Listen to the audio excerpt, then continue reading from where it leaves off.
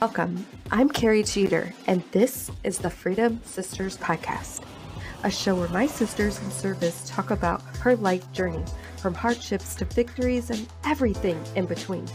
We are the leading media company to amplify women veterans. Welcome, welcome, welcome. I'm so glad you have decided to join us today on the Freedom Sisters Podcast. All month long, our podcast is being sponsored by iDIG, the Innovative Directions Investment Group. Each week, we're going to be talking from a new female from their leadership team. And I'm so excited because this organization knows leadership. So as business owners, you get to make amazing decisions every day for your company. And iDIG should be your choice when it comes to leadership development, because they understand that leadership is a continuous process at all levels, and that they can tailor a leadership program to fit your individual company needs. I'm real excited to talk to the ladies of iDIG this month as we talk about nothing better than leadership. I'm so excited for these conversations. And we're starting off with Tiffany Adams. She's incredible, y'all. And the thing that I love about her story is she was a military child. She rapidly enlisted, so she barely missed any college, and then crossed over to be an officer. She's still currently serving, and we talk about her journey into the military, as well as motherhood and how important it is to know when to put family first and know when to put mission first. But her candor and her sweetness and just her tenacity is infectious. We definitely talk about leadership. This is critical for women because there aren't a whole lot of conversations out there about women in leadership and what that looks like and how you can be a good leader and be feminine and be a mom and all the things. We talk about that today. Each week, I ask the great debate question of, are leaders made, are they born? And this is going to be, I think, something that resonates with all of us who are leaders. Like, can I develop as a leader, or do I already have everything I need to be a good leader? So I invite you into this conversation as we jump off this series sponsored by iDIG with Tiffany Adams.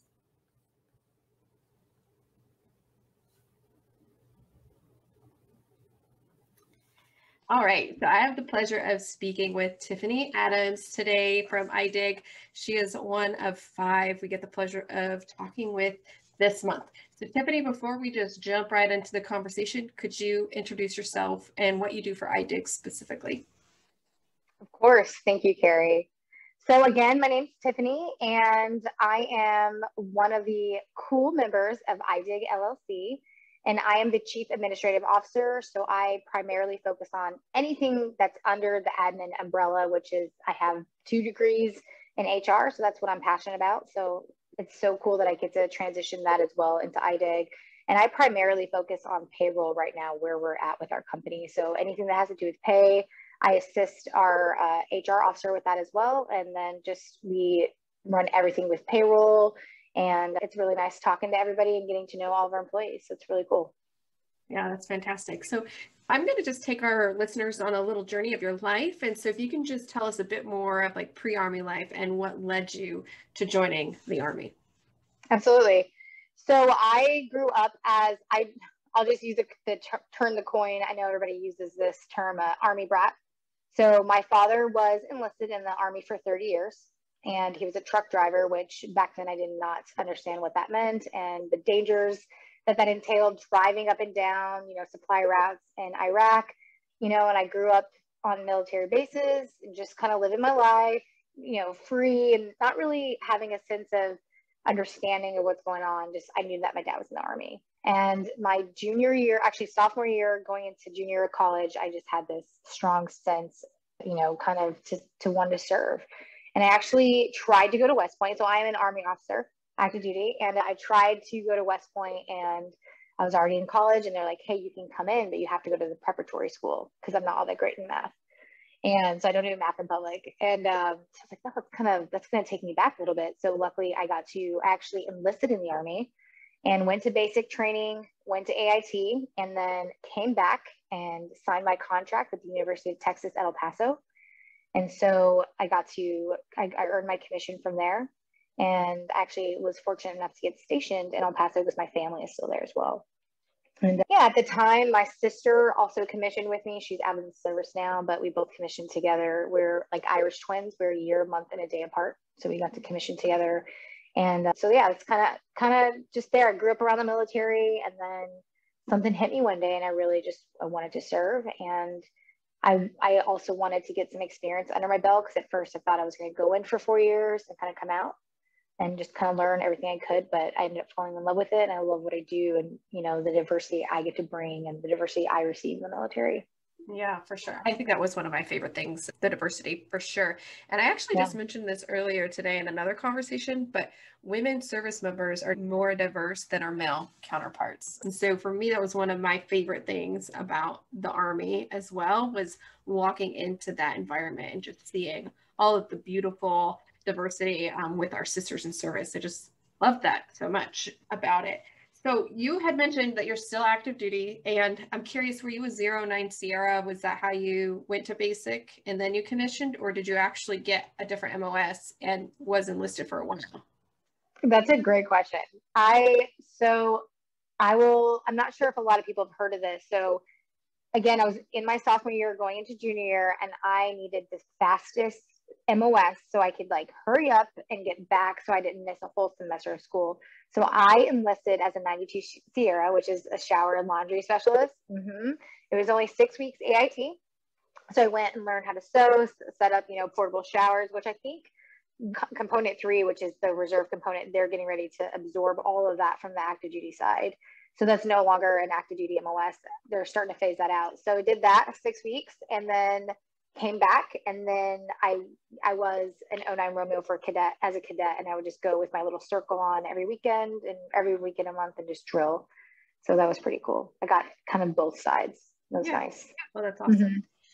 So interesting. I love asking that because I went enlisted officer through OCS in the Army. Nice. And so it was always fascinating. You could kind of tell who a 09 Sierra was, and it was shocking when they were a 09 Sierra and they were so proficient. And we're like, how did you just absorb this? But I think that kind of goes to that our leaders made or born kind of, debate. So what is your MOS, or what is your branch of service, and what are you doing in the Army? Nice. Okay. So I mentioned earlier a little bit that I have my degrees in human resources. So I'm very, very fortunate enough to be an HR officer. So I'm adjutant general, and I'm currently stationed, but I'm getting ready to move. I'm currently stationed at Fort Knox, Kentucky, and I've been here for the last 3 years. So prior to this, every unit I've been in, I've been the senior HR officer. So I was stationed at Fort Campbell. I was in a special forces unit. So I was the HR officer, ran a HR section there, and then we would service for about 545 people. And then here at Fort Knox, quite different. I work on all centralized selection boards. So anybody that's getting promoted from sergeant first class all the way up to 2-star general, we run those boards here. So different perspective here, kind of just expanding on my HR knowledge.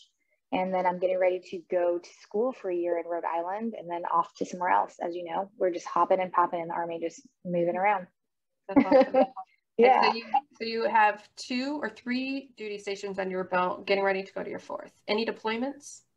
Yes, I have 2 deployments. The first deployment where I've met Kenidra, we were stationed together, was a year, and that was in Qatar. And then my second deployment was in Syria and Turkey. Nice. Awesome. So let's ask this question. What Army value do you feel is critical for success in and out of the uniform? I would say integrity and just always doing the right thing. And also a little piece of that is just integrity to yourself and being able to just always do your best. So that way we are our own worst critic, right? And so, we like that negativity bias, we like to focus in on what went wrong or what we did wrong. But if we always try our best and give it our all and be honest, and just have integrity to always do the right thing, I think we can live comfortably with ourselves and just, know that we're putting our best foot forward all the time. Yeah, I like that. Yeah. I like that a lot. So what obstacles have you faced in uniform that have helped you develop into the woman you are today? So, there's some women out there. I'll just kind of focus on women here that have dealt with some extreme diverse and difficult situations. And fortunately, I have not experienced any extreme hardships. The only thing that comes to my mind, at one point, I'm not anymore. I was a single parent. So when my son just turned 3 on Saturday. And from birth to the age of 1, I was a single parent and I was a nursing mom. So just trying to, I'll sure expand on this later, just trying to find a balance on, so I nursed him for 2 years and I was just, hell bent on, I got to give him mommy milk for the first year. That was really important to me as a mom. But I also was, this super high strung type A soldier where I just, always wanted to do the best, be there all the time. And so I had to kind of balance that out. So that was difficult for me. And having my son allowed me to be more empathetic, sympathetic towards others and just kind of see a different light and kind of give me a little bit more sense of purpose in the Army and have like a better balance in life. Yeah. So what did you learn about yourself trying to navigate both, high speed, low drag soldier and that tender, nurturing mom? So what did you learn about yourself during that? I think I learned that, some things got to give. And that even though sometimes I try to be a perfectionist and very type A, I learned to relax a little bit, not have to be so high strung. If there's nights where it's 11 o'clock at night and I have a sink full of dishes and I could stay up 30 minutes to an hour cleaning, or I could go get 30 minutes to an hour of extra sleep or spend that time with my son. So just kind of a balance and really help me prioritize what is really important and versus what I thought was important. So I think that helped me just kind of, give to the mission more too. So I wasn't trying to worry about, this kind of low hanging fruit versus these things are more important, and which is always people, just taking care of people and just, not just worrying about the wrong things all the time, which we can get caught up in too. Yeah, absolutely. Well, you're in good company because most of us who join and further our careers are type A, really, really there to lead the Army better than we found it. But you're going to hang on for a 20-year career, right? So you're halfway through. Mm-hmm. And what was your deciding factor to stay and make it a career? So, I mean, that's, it's always a challenge because I do have iDIG, which I love very much. And, we are just booming and taking off. And and I am fortunate to be partners with some amazing group of veterans, everyone in the group. And, there's always that, do I want to get out completely? But I just feel like staying in the Army will just help me better as a person, as a mom. And I love doing what I do. And right now, I just can't see myself without the Army. I know the Army can see itself without me because the Army will just keep rolling along. So it puts that into perspective too, so just, the Army doesn't need me, I need the Army kind of deal. And I just want to continue to do what I love. And it's serving, and I love helping people. So luckily I get to be in the field. My branch is helping people. So I'm very passionate about it. Yeah, for sure. I love how you said that it's just going to keep going along without you and how it's making you a better mom. So twofold takeaways for me is deployment actually, although it was hard, and my deployment from the time, because I was guard, pre-mob, all the way through, I was gone 18 months for my kids. And the youngest at the time was a first grader. And so what is that, 6, 9, and 12? And I was a single mom at that point as well. But it just made me treasure, I was like, man, my arm can fall off when I put them to bed at night and tickle their back, tuck them in, say our prayers, sing our songs, do all the things. It just put those precious little moments so into hyper focus for me. So when I did go back, it was like, where is the priority and who needs me more? The Army is still going to be there tomorrow. My kids are here for the moment. So it was a really interesting thing for me to deploy as a mom as well, and just helped me, just shaped me better as a woman, goes in and out of the uniform. So you haven't transitioned, but I assume as an HR S1 officer, especially with the promotions up and maybe promotions up and out, you're dealing with people who may be transitioning. So what advice do you give soldiers that come to you for transitional help? Yeah, so my number one thing is, even talking to folks that decide to stay in, is I ask them about their family background. So that's number one, because you know, like I said, the Army will continue to move on, and your family is the one that's going to be there for you. So make sure that you invest in them, and just kind of ask them what their family goal is. Like, where do they see themselves? Where does your, number one, where does your family want to live? Because that's going to dictate, like, what are they going to do professionally, right? Where does your family like to go? What composition makes up your family? And then where do you see yourself? What do you want to do? So I think a lot of people have these high goals and have these things they want to attain because they think that's what they're supposed to do, versus then kind of not listening to like their families, going against the grain almost. So just really start off basic with that, and then just assist them with whatever they need, you know, resume writing. That we also have classes which we offer as well. Resume writing and just LinkedIn. A lot of people don't know about small things like that. Just trying to get them, you know, put their best foot forward and to start them off on the right track. That's good advice. I like that, especially, you know, you can't really make an impact in your community if you can't make an impact in your own home. And so, you know, you have to start with those foundational measures, right? And I think that's really great advice, because it is very hard. As somebody who has transitioned from uniform to civilian life, it's a complete different identity, and hyper focusing on your values, which family, obviously I can sense with talking with you, is a really high value of yours. So you're going to touch those points to maybe remind people that this is a really high value area that you should focus on to ensure the success of your family, not just your career, but your family post-service. So I think that's awesome. Good advice. Absolutely. Thanks. And I also think too, you know, just even dealing with soldiers that come in, even junior officers and junior enlisted members, and it's just, as soon as they come in, I always let them know, like, hey, what are you doing to set yourself up? Because what if one day you don't, what if you get hurt one day, you know, and you have to get out of the Army? Like, what do you have to fall back on? So I think every day that we're living, we just need to make ourselves better, whether it's trying to go get a certification or trying to go get this specialized skill under your belt or a degree. I think that's always important every day to just obtain. Yeah, for sure. And one thing that maybe we overlooked was your actual rank. Are you a senior captain? Like, you just sound like you're a senior. I'm a baby major. Yay, see? Okay. Yeah, about a year now.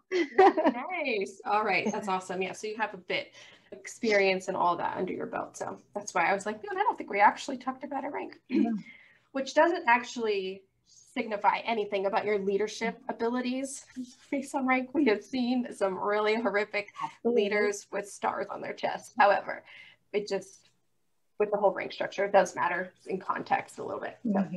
Okay, just interrupting this conversation real quick to thank our sponsors this week for their amazing contribution to the Freedom Sisters podcast, and to invite you to go over to www.iDIGLLC.com and learn more about this incredible organization to help you with leadership in your company. Who has been a pivotal leader for you and why? There is a woman who is still in the Army. She's active duty, and her name is, she's a lieutenant colonel, and her name is Jeanette Molina.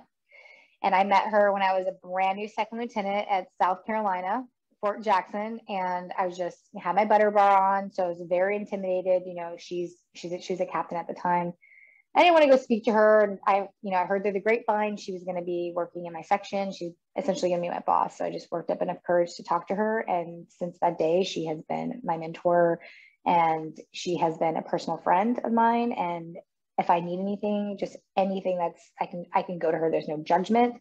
She listens to me, and she doesn't judge me or critique me on if I don't follow her specific career path, because there are mentors like that.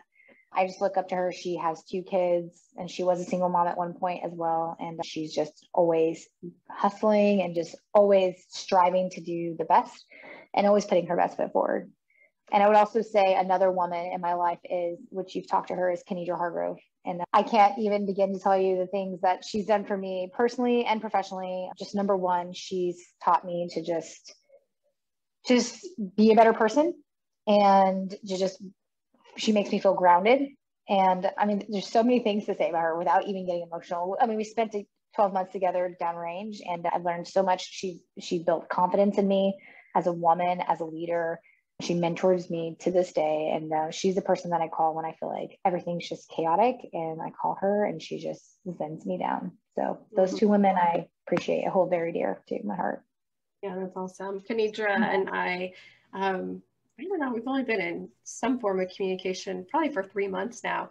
And what I just love about her is the fact that she has really, as you said, been grounded and kind of keeping the whole conversation moving forward too. And so when like I failed to respond, she just is this happy, nice little prompt. And I think she's amazing. So I'm so thankful for her leadership, even for me in the little bit of time that I've known her. You're a busy woman. So it's like, yeah. And we're grateful for you too. So thank you for doing this. Oh my gosh.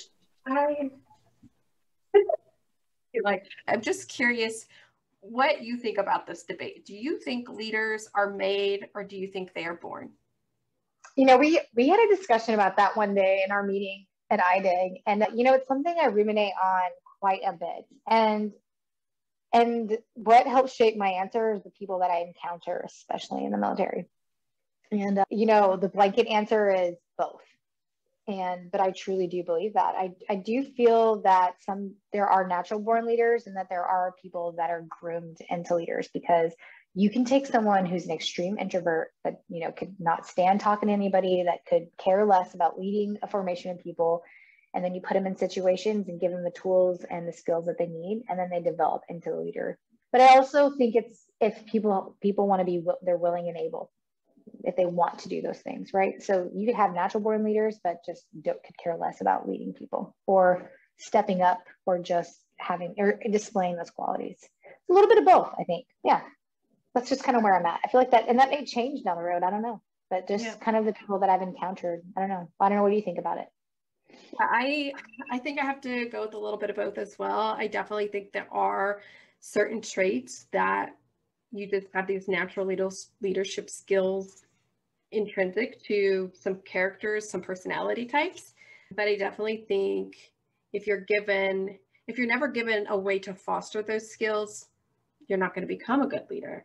But if you are given those opportunities and then those interpersonal skills that, you know, the softer skills of being a good leader, when you're able to shape and refine yourself to cultivate that natural instinct of, hey, follow me, I have the answers, I can help you get from point A to point B, but you suck at the interpersonal, like there are certain traits that you do need trained on to be a better leader.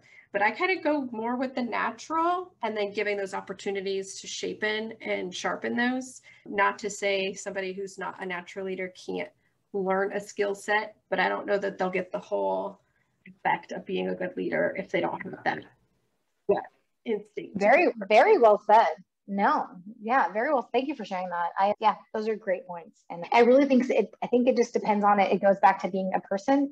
Each person has their own individuality, and it just depends on their situation. So yeah.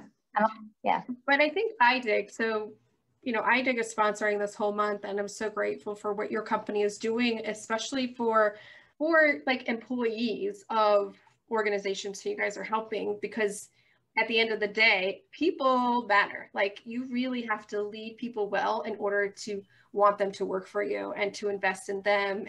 And the way you guys are doing this, I think, is really incredible. And so obviously, I think there's a culmination of the same balance where you guys probably believe there is some natural, but then there are some ways to train good leaders. Yeah. And so specifically iDIG, could you tell us what you do for iDIG and why you were attracted to work for this company? And okay. Your crazy schedule already. Yeah, which, you know, it's funny because before becoming a mom, you know, you're like, or when I became a mom, I look back and think, what did I do with all my time? And when you become a mom, it's like, man, I might become more efficient with my time. Right. So I know it sounds crazy, active duty, and we have a business on the side as well, but if you find time for the things that you love, right? And you can make it all work. And then you're just like, I can sleep when I'm dead. I'll just make sure I drink enough water and put enough lotion on, so I'm not like skincare. Like, I don't know, once I hit 30, I was like all about the skincare. Before that, all about it. All about it. So you are in your human resources for them and payroll, benefits, and things of that nature, right? So you deal more internally with folks and not so much with the training or all of that. So more so internally. So I don't really touch on the daily operations piece. I am a part of it. However, if someone has a particular issue with their pay, or we talk about doing pay raises, that's where we interact with our employees, really. But so I don't do the interview piecing because we have everything split off. I mean, we're all partners, we all own the business, but however, we just have sections. And so that's how we operate more efficiently. But yes, so I will interact with most of our employees when there's pay, and when we have onboarding, I'll help out Miss Marlena Good, who does most of that. She does pretty heavy lifting on that as well. So yeah, we have some great employees, and we do have people that start off as a facilitator, and then they start feeling feel like they want more, and they step into a site lead, which means they'll have facilitators underneath them. So they're I think that's just been growing into a leader, growing into and getting comfortable with what they're doing every day. Awesome. So I love your guys' core competencies. I love how it's an acronym. Start with iDIG. And we could list them all individually if you'd like, or you can just pull out your favorite core competency of iDIG and tell us why. So I will start with, we're innovative, and we are always trying to better ourselves and just looking for the next thing, and just trying to stay with like the new business trends kind of in our field.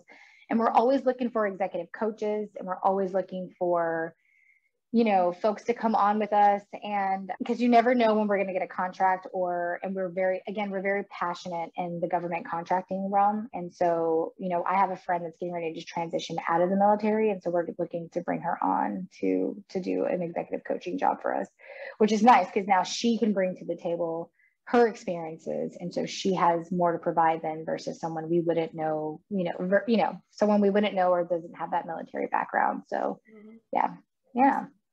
And if somebody was interested in maybe connecting with your organization to be an executive coach or come on to be a facilitator as a part of the team, how can they find you guys, and how can they apply for that? Absolutely. So thank you for asking that. So we do have a website. If you just go to Google and type in iDIG LLC, will pop up as well. And we do have a link to apply. And so you can just put all your information in there. You can find us on Instagram, and we're on LinkedIn and Facebook as well. And you'll see our website on there, and you can just email us, and then we'll get back to you directly. Yeah, we're always looking for anybody, always. That's good to know. Mm-hmm. So what makes iDIG unique in shaping leaders? So I think what makes us unique is that every single one of us has served in the military. So Kenidra's getting ready to transition out, and she's going to have 20 plus years. Everybody has 20 plus years except for myself and Miss D-Mark. But she's, a veteran of 11 years. So she has quite a bit of experience under her belt as well. Whereas, there's some military companies that have a few folks that are veterans. Everyone here has experience, and I'm the only officer in the group. So that says a lot. So, and they say in the Army, NCOs are the backbone. I mean, these folks are the backbone, and these folks care, and everyone is thorough in what they do, and we're going to get it right the first time. And we will make sure we follow through with you, and it'll get done, and we will deliver your services and take care of our people at the same time. Yeah, I love that. So last question for you for today. Yeah.